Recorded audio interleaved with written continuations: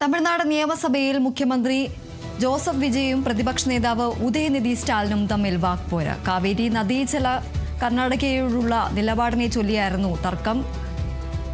കർണാടക മേക്കദാട്ടു അണക്കെട്ട് നിർമ്മിക്കാൻ നീക്കം നടത്തുന്നതിനെ ചൊല്ലിയായിരുന്നു തർക്കമുണ്ടായിരുന്നത്. തമിഴ്നാട് എന്ത് നടപടി സ്വീകരിച്ചെന്നായിരുന്നു ഉദയനിധിയുടെ ചോദ്യം. കർണാടക മുഖ്യമന്ത്രി DK ശിവകുമാറുമായി ചർച്ച നടത്താനുള്ള നീക്കത്തെയും ഡാം നിർമ്മാണത്തിനെതിരെ നിയമസഭ പ്രമേയം പാസാക്കിയതിനും പദ്ധതിയെ എതിർത്ത് പ്രധാനമന്ത്രിക്ക് കത്തെഴുതിയതായും വിജയ് ചൂണ്ടിക്കാട്ടി. 1969 ഡാമിന് ആദ്യം അനുമതി നൽകിയത് DMK സർക്കാരാണെന്നും മുഖ്യമന്ത്രി ചൂണ്ടിക്കാട്ടി.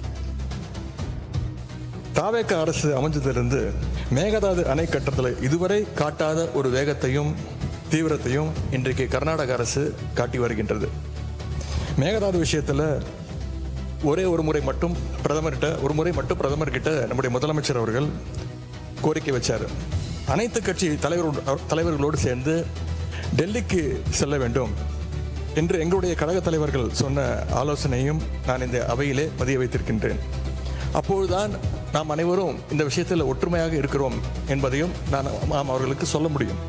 திராவிட முன்னேற்ற கழகம் மட்டுமல்ல, தமிழ்நாட்டில் இருக்கக்கூடிய அனைத்து கட்சியும் இந்த அனைத்து கட்சி கூட்டத்தை கூட்ட வேண்டும் என்று தொடர்ந்து வலியுறுத்தி வருகின்றார்கள்.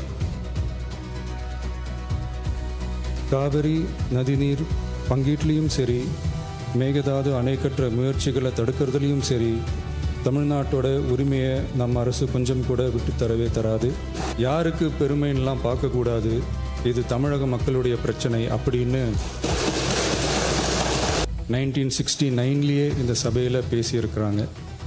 அதுக்கப்புறம் நிலைமை வேறு மாதிரியெல்லாம் போயிடுச்சுன்னும் நம்ம எல்லாருக்குமே தெரிஞ்சது தான்.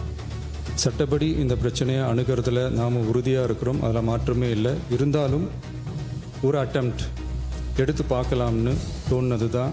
அதே மாதிரி காவிரி பிரச்சனையால் பாதிக்கப்பட்ட விவசாயிகளுக்கான இந்த இன்சூரன்ஸ் ப்ரீமியம் அரசே கட்டுறதை பற்றி கேட்டிருந்தாங்க. அதுக்கான விரிவான பதிலை மாண்புமிகு விவசாய அமைச்சர் அவர்கள் தருவார். அப்புறம் இந்த குறுவை சாகுபடிக்கு அந்த நிவாரண தொகுப்பு பற்றி எதிர்கட்சியிலேருந்து கேட்டிருந்தாங்க.